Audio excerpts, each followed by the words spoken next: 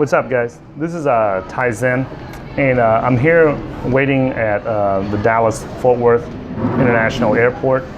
It's one of the biggest airports in America, and I'm sitting here waiting for a flight to go to Boston, Massachusetts, to visit my homeboy and homito, James D'Angelo, from the World Bitcoin Network. And in this video, guys, I want to share with you guys what I know about Lisk.io. I've been getting a ton of questions and requests about what my thoughts are on the Lisk.io ICO.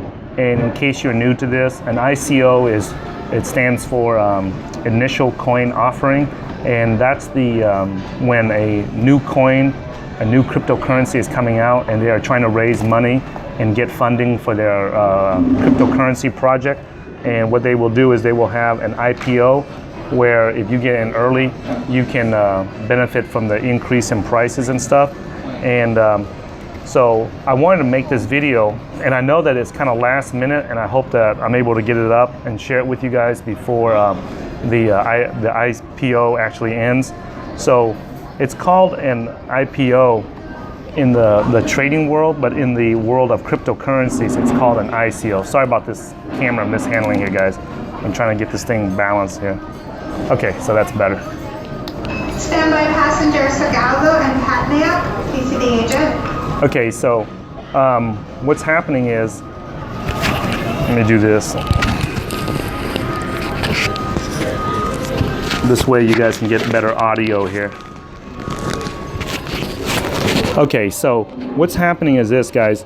I did not plan on investing in the Lisk.io, and here are some of the reasons why I did not have any intentions of investing into it. And then at the end, I'll share with you a few things that changed my mind at the last minute. Okay, so the Lisk.io they are basically taking a clone of from my understanding. Okay, so keep in mind, guys, that I'm just sharing with you guys what I know, and I'm not a programmer or a coder.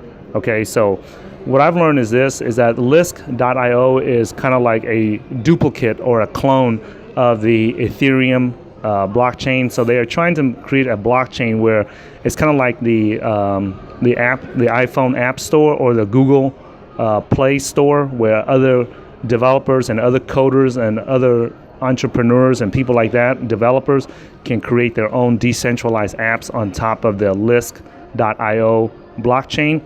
The reason why I did not have an interest in investing into it is for several reasons. On the technical and software and like technical side, I really am not a big fan of making long-term investments into something that is a clone of something else. So if they are going to clone and make a copy of the Ethereum blockchain and make a decentralized app store, I feel like I'm better off investing into the Ethereum itself, which has already been proven, and as far as a profit return wise and ROI, return on investment wise, it has already proven to work.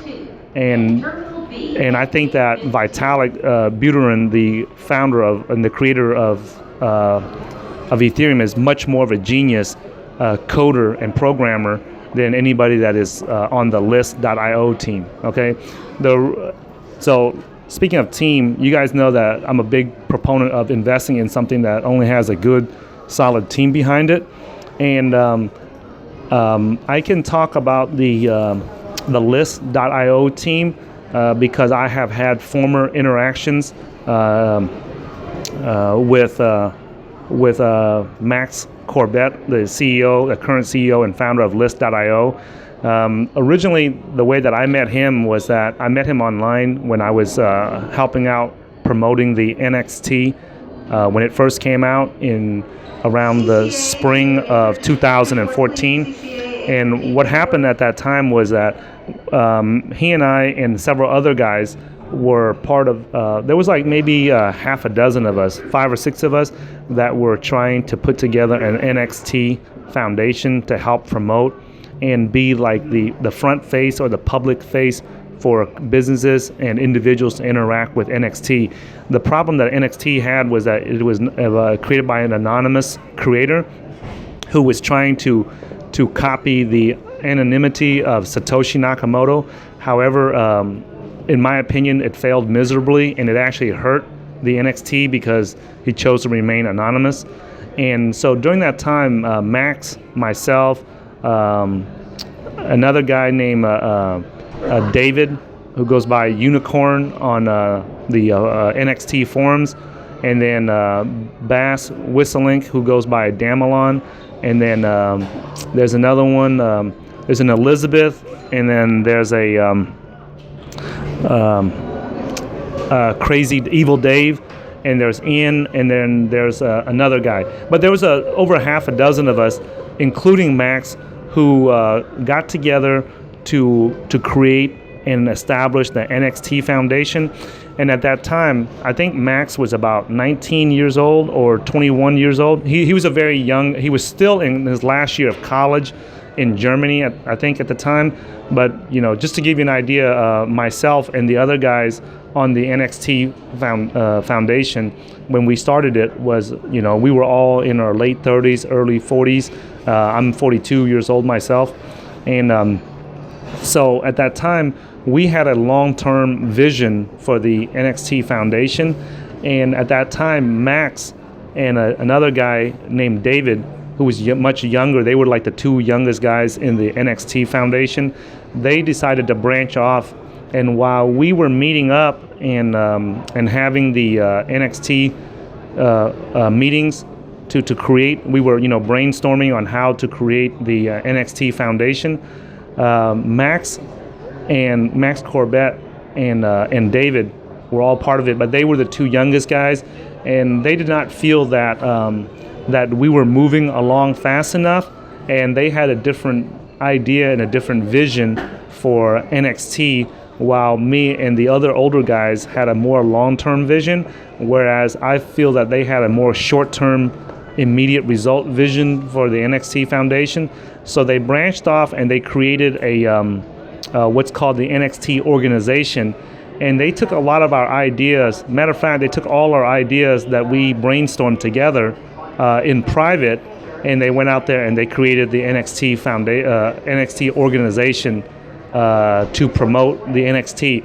And I have no problem with that. I believe that the more people that promote Bitcoin, the more people that promote cryptocurrencies, and the more people that promote the NXT, the better it is for everyone. If NXT succeeds, it's better for Ethereum. If Ethereum succeeds, it's better for everyone. If Bitcoin succeeds, it's better for everyone. So I don't have a personal bias towards any of them, you know. I just want them all, somebody to succeed at a large scale level so that cryptocurrency succeeds and changes the world, okay? So that was just my goal, and I want you guys to understand that. The thing that I did not like about what Max and David did, me personally, is that you know, loyalty is a big issue with me. So if you do anything that's in private with me and other people, I think that out of courtesy and respect, you should say something to us. At that time, if Max and David mentioned that, hey, you know what, we feel that, you know, you older guys are moving too slow, and we want to start our own foundation or organization so that we can move things along faster for the NXT community, I have no problems with that, okay? However, they did not say anything to us, and they jumped out there and they just started on their own, okay? So because of that, I have a big, you know, it kind of rubs me the wrong way, because I feel like, you know, they're not being loyal and honest to everyone else that invited them into the NXT community, okay? Let me pause this and I'll start the camera back up. Because of this dual camera recording, I only have a 10-minute limit, guys. So let me pause this and I'll start all over on part 2.